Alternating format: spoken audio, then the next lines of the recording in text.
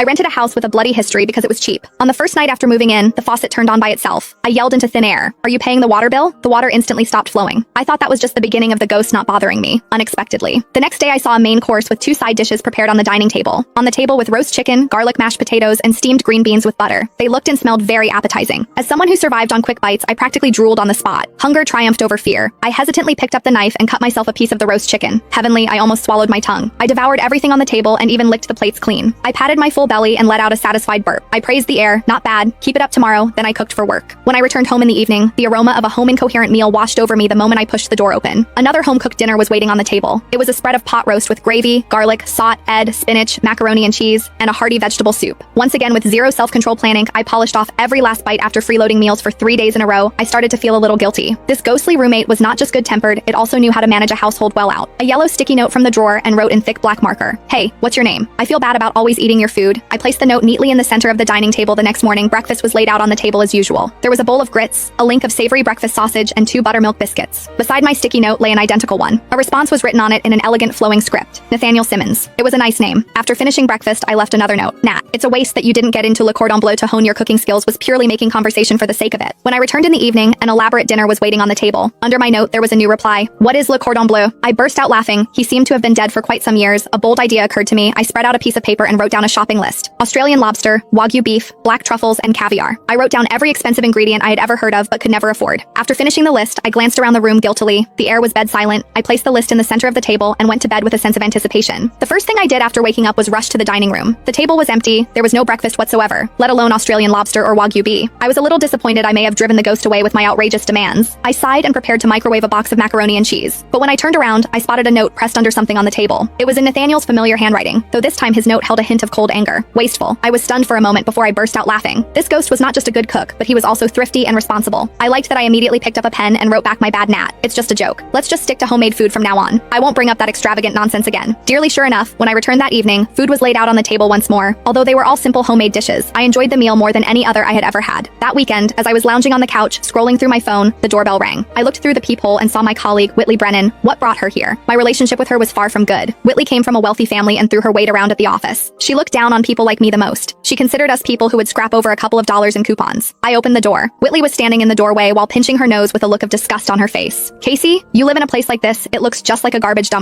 I swept across my small studio apartment with contempt. "I heard the rent for this place is ridiculously cheap. There couldn't possibly be something wrong with it, could there?" I said flatly. "It's quite good. It's spacious, bright, and the neighbors are nice." Whitley laughed exaggeratedly. "Neighbors? Would you even dare to go out at night in building? I heard someone died here. She was just here to gloat. I could not be bothered to